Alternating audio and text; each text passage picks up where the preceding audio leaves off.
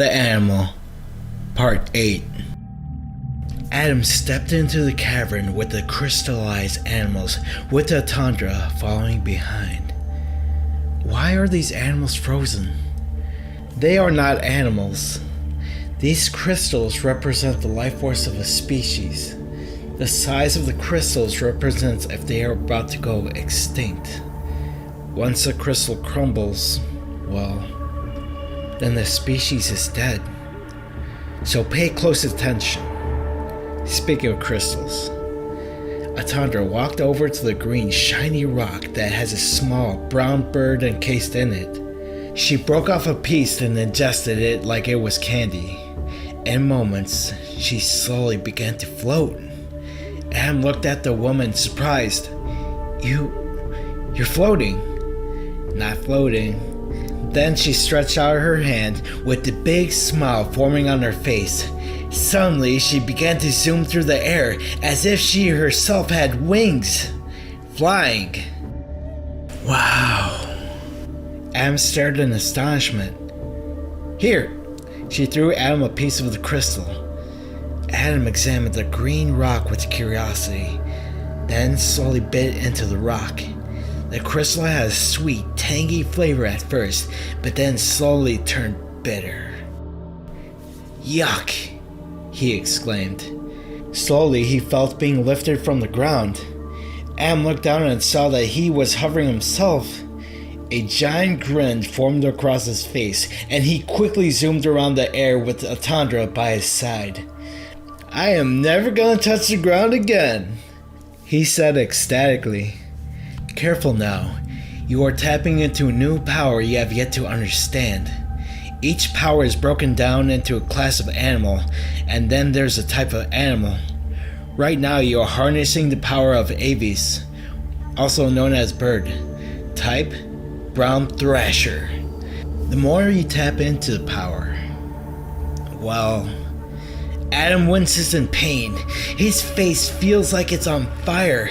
When he clutched his face, he felt his soft, fleshy nose becoming hard, dense, and elongated, and around the rim of his eyes was a fuzzy plumage sticking out.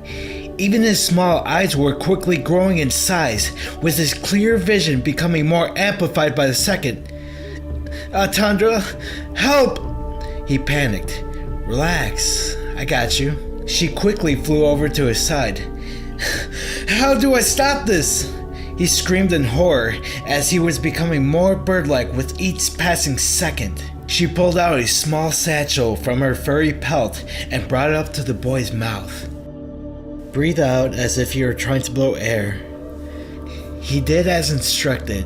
There was a colorful stream emitting from his mouth and was being pulled in by the small bag.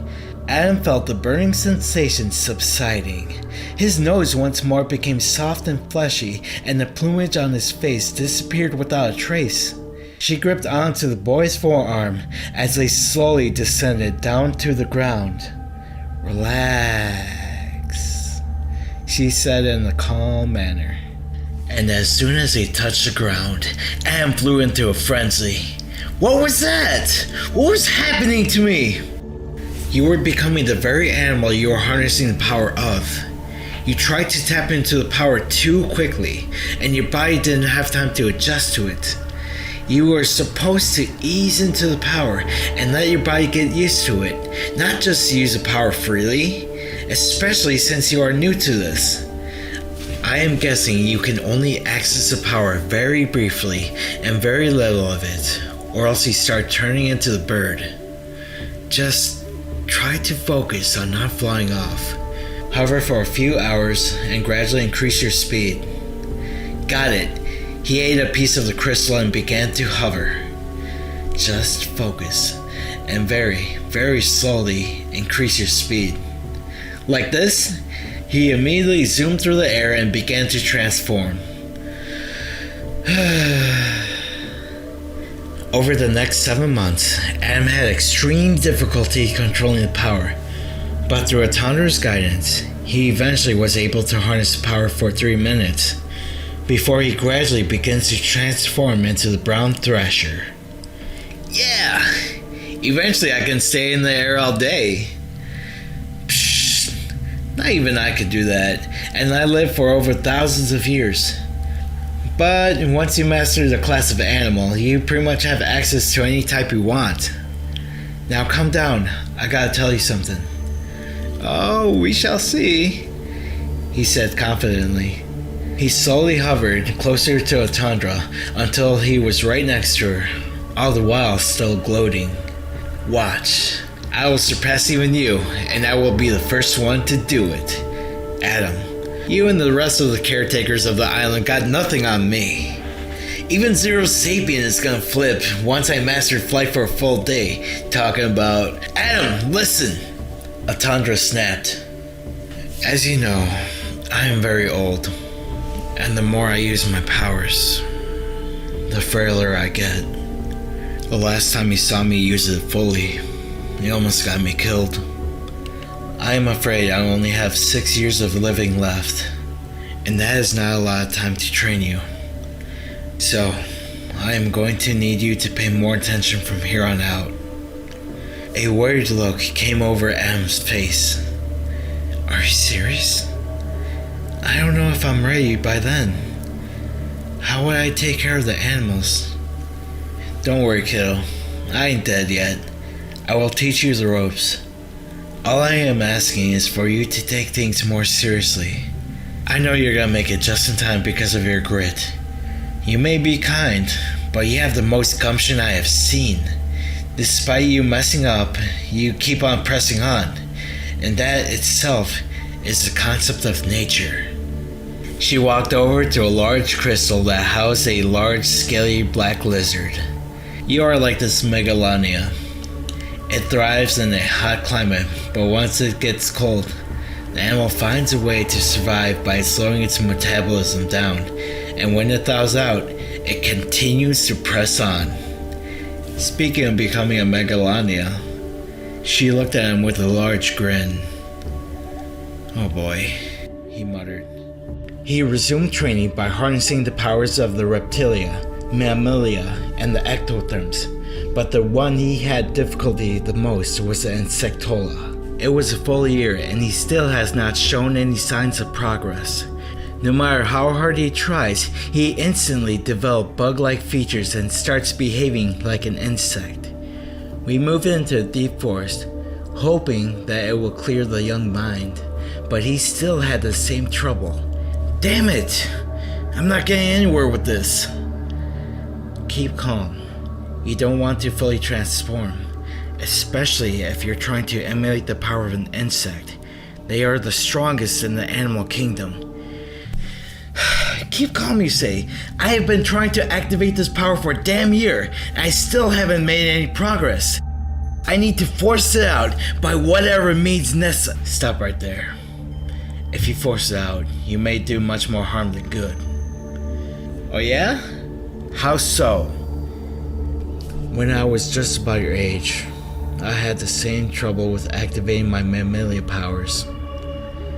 The animal that gave me the most trouble was mammalia, type snow leopard.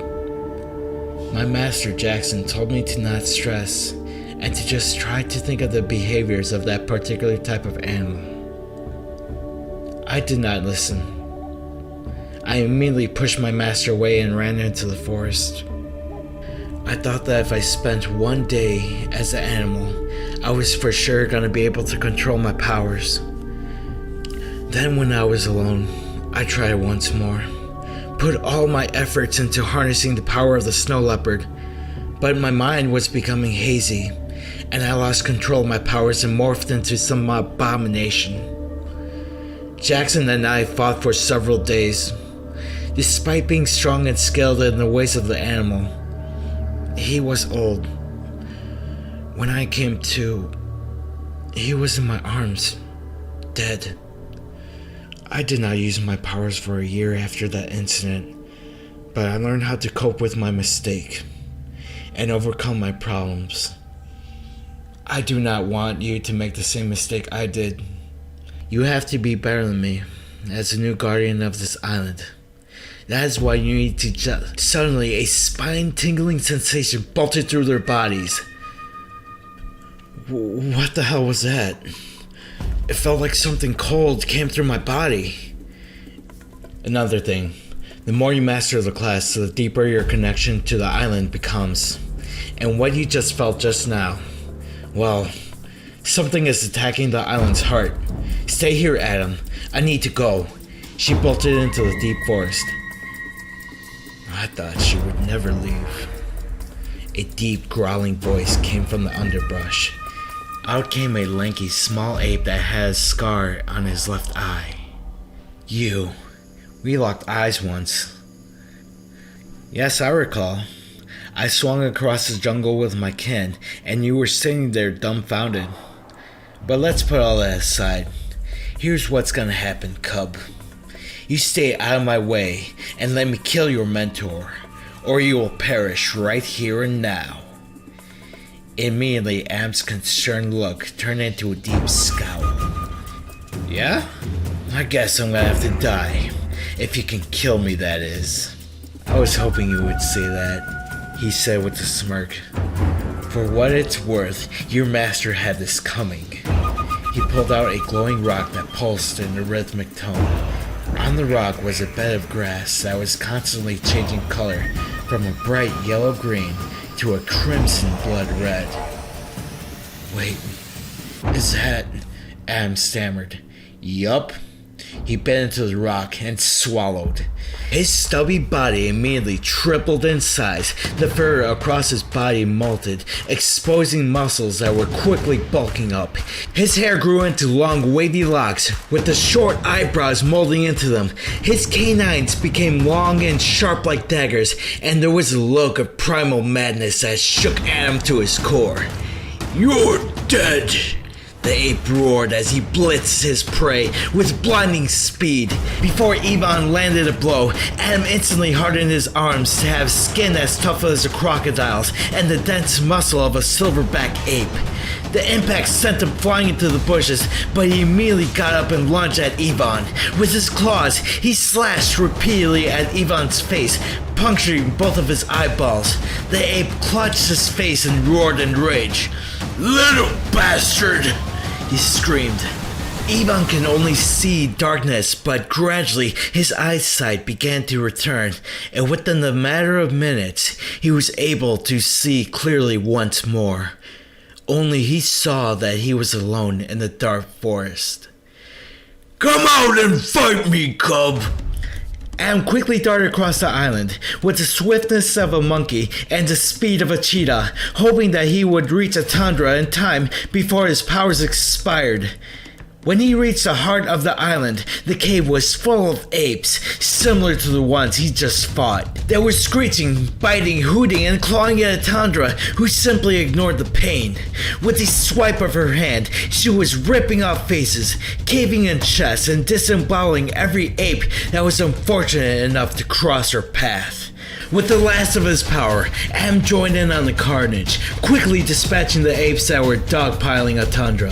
However, as soon as the apes were dealt a fatal blow, they immediately healed. Every slash, broken bone, disembowelment gone in a matter of seconds. Aim for the head, they can't regenerate from that. Gotcha. Am did as told and aimed straight for the head.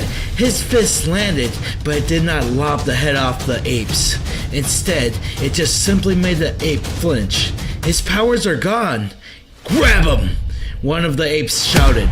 Quickly, two large apes yanked Adam by the arms, rendering him mobile. Let me go! Adam! Atandra shouted as she crushed the skull of one ape. There was a sudden roar that stopped all the apes in their tracks. Adam and Atandra turned and saw a hulking anthropoid that towered over every one of his peers and differed substantially in appearance. Well, aren't you new? Call off your apes, whoever you are. I don't think so. You are the one whom has sent us into the brink of extinction. Now it is time for you to pay for your crimes. Really? And how did I send you guys to the brink of extinction? You sent us into the sea. with very little time for us to survive, and very little warning. I warned your leader, Ivan, not to stay too long, and this is what happens to those who were not selected to be on this island. Fool! I am Ivan, and look what you are doing now! You are killing my kind! You swore to be the protector of the extinct, and you are wiping us out! That is only because you are attacking the island's heart. If you keep on attacking, you're gonna kill the island itself. Now leave! No! Apes, hold her down! Restrain the cub! Let her feel what we felt! The dark halls of the cavern were filled with the sudden screeching of apes, and soon a colossal horde of mad anthropoids rushed out of the tundra, quickly pinning her down. Taking advantage of the opportunity, Ivan leapt high into the air and brought down his fist on the tundra's skull. The colossal fist was halted by one tiny mighty grip.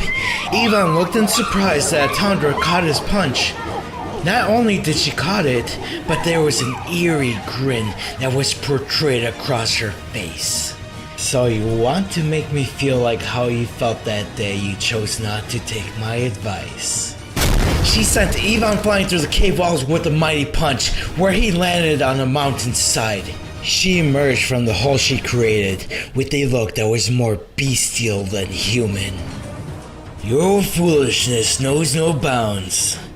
If it is a fight you want, let's go.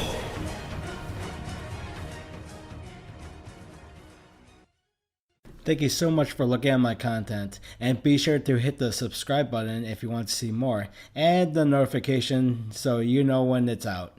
Yeah, so thank you so much once again, and peace.